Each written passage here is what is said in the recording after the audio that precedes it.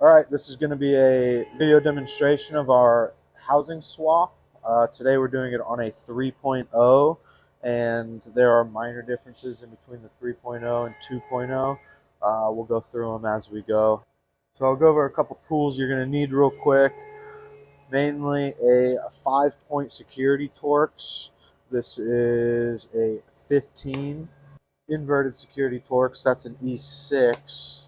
And a T30 regular 6-point torque, as well as a few Allen wrenches, a pair of snap ring pliers, and a torque wrench.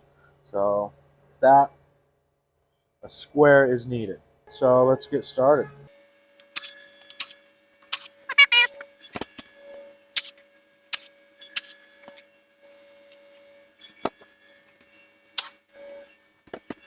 So we have all these screws out. There's a couple pry points here. The RTV they use is very strong, so just get in there with something, break it loose, use a knife, and get it cut out. But don't cut too deep. There's a belt right underneath this thing.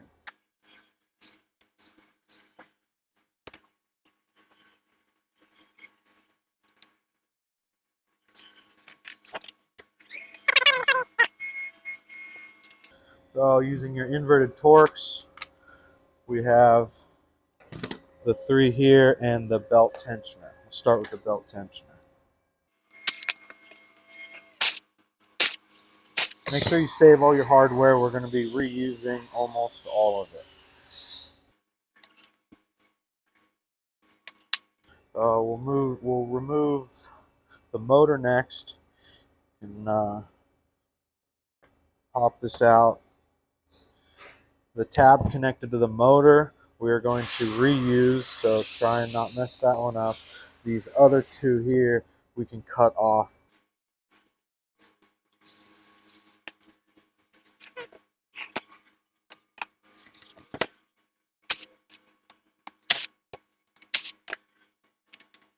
So there's not many good pry points in between the motor and housing to pull this off.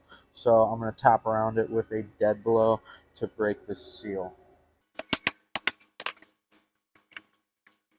We'll clean this surface up a little bit later because we use an O-ring to seal this.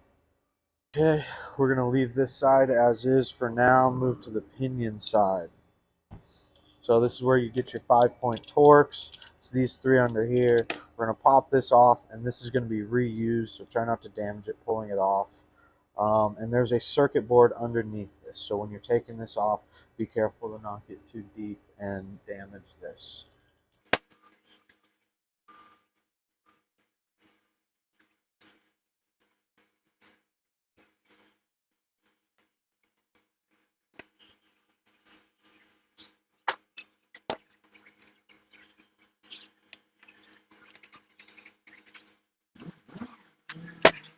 We are going to reuse this seal in here, so do not disregard this. We need to pop this out and then set aside for later. That will be pressed into our cap. So there's a lot of build-up here, so we're going to need to cut all this out to make removal of this easier.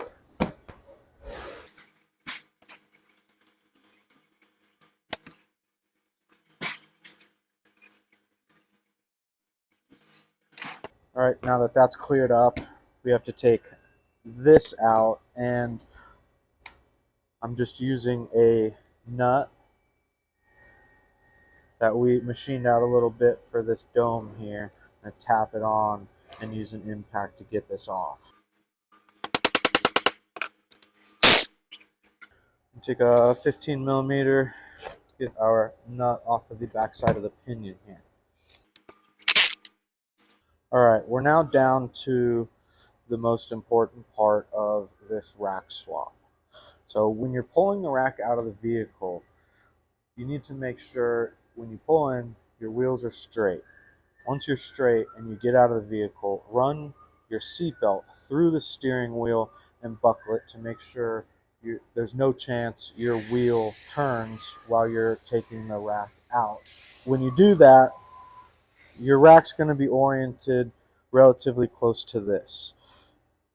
The dish for the yoke is pointed right at the rack bar. I'm going to use this square. I am roughly 2.5 inches from the housing. So we're going to lock this in tight, and we are going to reuse this measurement when we reinstall the rack. When we pull this out, we're going to mark the wheels on the back side of this thing. There's wheels on the back side of the pinion, and there's wheels on the back side of the circuit board. So when we pull this out, we're going to mark the wheels. That way, when we put it back in, it goes exactly where it was before.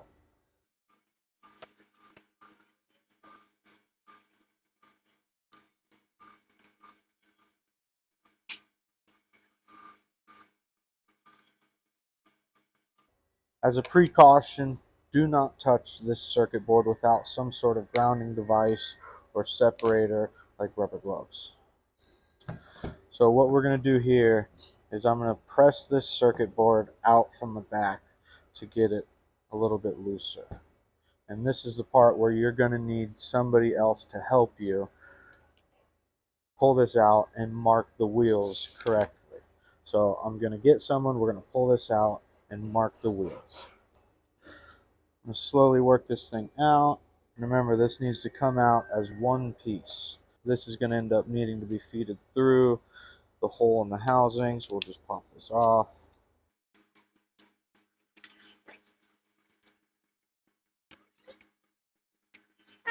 Now make sure your wheels do not disconnect from that wheel. We're going to slowly slide this thing out.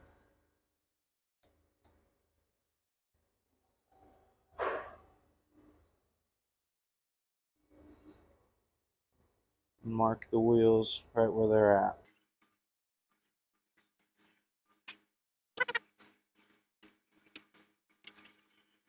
Now to show you where these wheels were sitting, so that way we can put it back just how it was.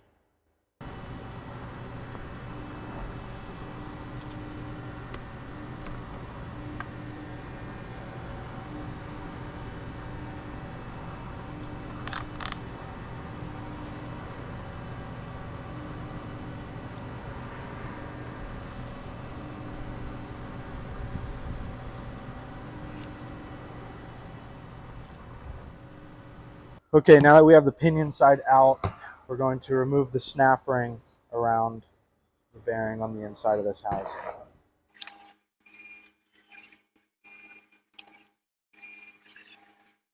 Set this off to the side.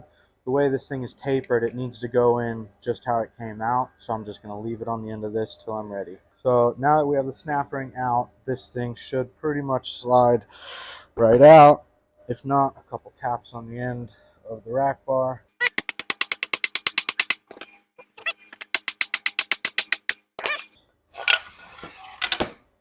So we have our rack bar. So that's it for disassembly.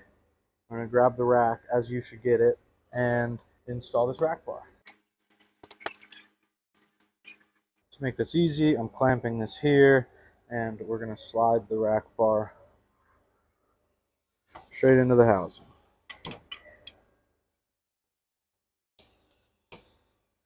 Bam. It's in. Put our snap ring in.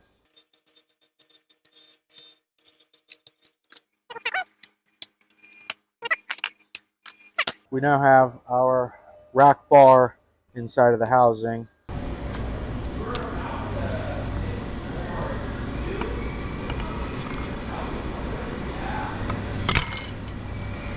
Alright, so the only difference between the 2.0 and the 3.0s is this bearing. So you have two wavy rubber washers and a metal washer here. So once we deburr these edges here and clean this up and re-grease it, this just slides right back in. Alright, once we clean these edges and re-grease this with 2.0, we're just going to slide this right back in, making sure your wavy O-rings are in place. Slide down. Let this drop.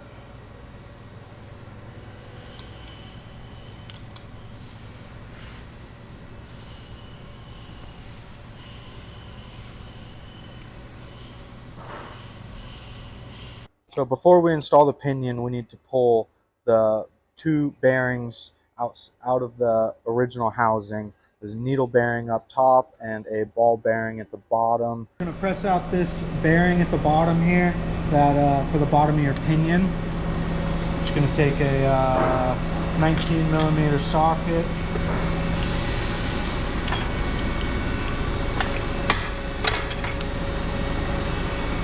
Press that out. I'm going to use a bearing puller for this needle bearing up top, but instead of slide hammering it, we're going to use a press.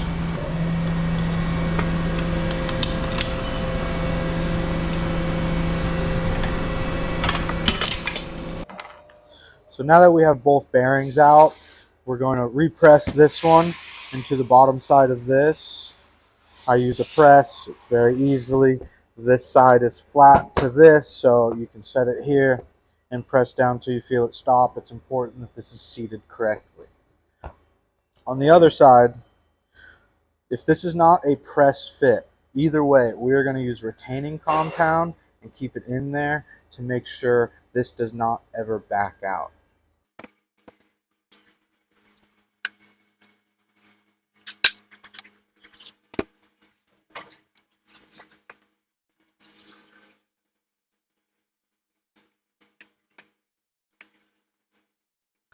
Alright, now that our bearings are seated and this is retained in there and it's not going to move, we'll do a couple dry runs with the pinion to make sure everything's lining up where we want it to, and we know where we have to be when we do the install. So again, we need to have our number here.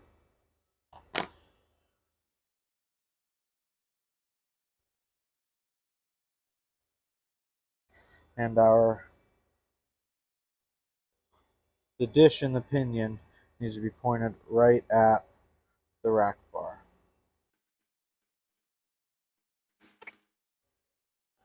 So we're going to feed this back through.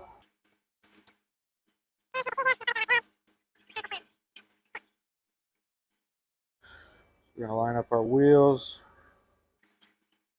Make sure my wheels are lined up. Rotate it.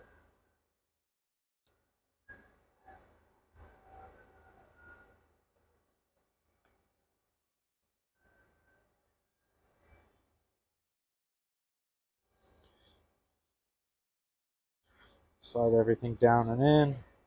This is pointed at the bar, and we're fully seated. So now that we're seated, we'll put our 5-point Torx back in.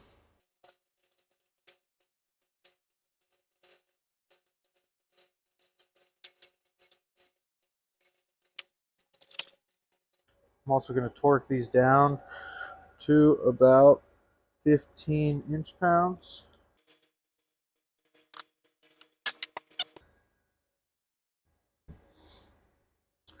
Next, we're going to install the provided nut that comes with the kit.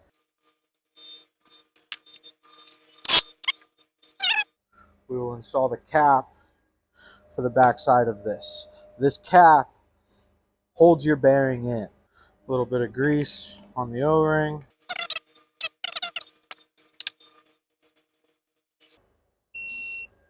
So next we have our cap provided.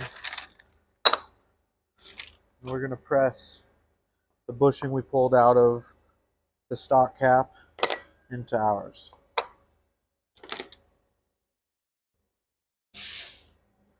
I'm going to use an arbor press to make things easy. There it is. So we'll have 2 dowel pins and an O-ring that goes here, and we'll slide it right back over.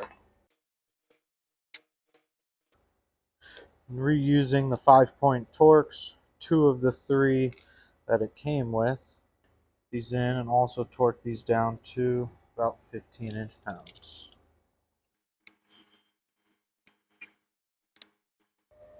Okay, now that we're done with the pinion side, we're going to move to the motor side, and we'll start by cleaning up this surface here.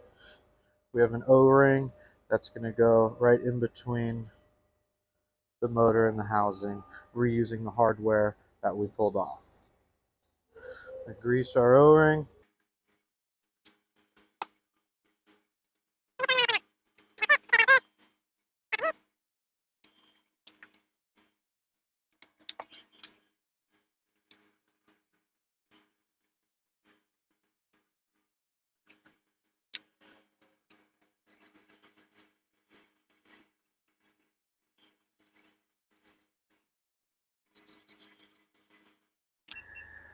We're torquing these down to about 20 foot-pounds. So that's it. Once you have your motor on, we're going to do our pulleys, our belt. So I put a dab of blue Loctite on these, and we'll use the E6 reverse Torx to put it back on.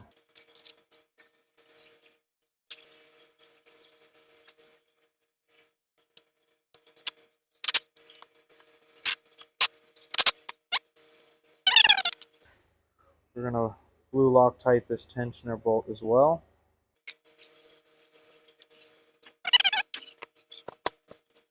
And we are going to tension this. A nice tight belt here. Now that we're done with that, we're going to get our O-ring. We have 2 dowel pins here, and put our cap on.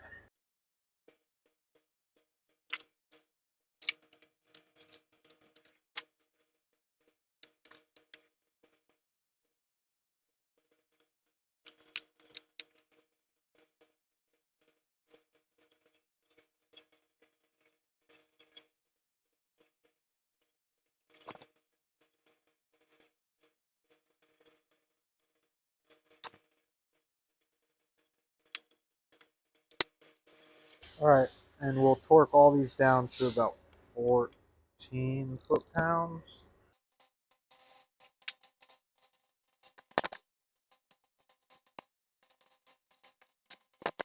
All right, it's going to come with the P-clamp here. Pop this 5mm off, run it through, plug our motor back in.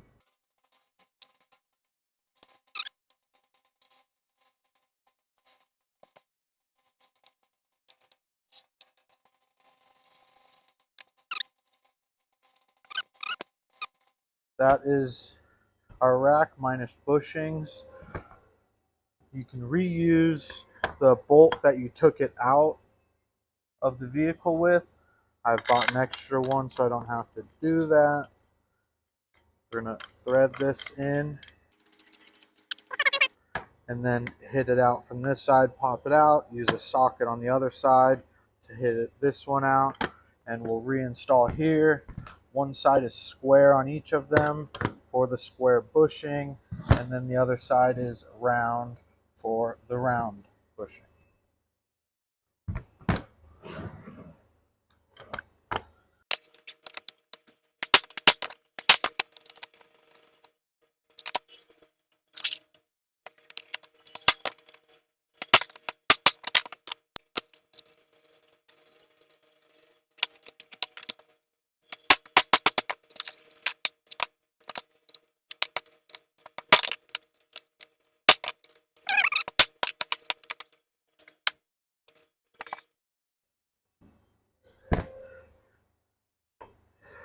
All right, we're going to use an arbor press to press these in.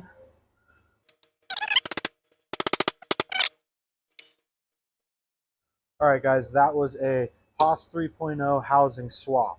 And if you do the Haas 3.0, we're going to supply you with the Haas 3.0 tie rods and factory boots that seal perfectly to our housing. No matter what boots you're using, please use our provided hose clamps. If you are not fully watertight on both ends, this thing will get waterlogged. So make sure everything's sealed when you put everything back together. And when you're going back to install, I would say make sure your distance from here to here is where it was when you pulled it off. That way it lines up exactly how it was, and you don't have to turn your yoke, damaging your clock spring. So this is your kit with hose clamps. Feel free to reach out with any questions, any comments, any concerns. We can answer anything and everything you guys have.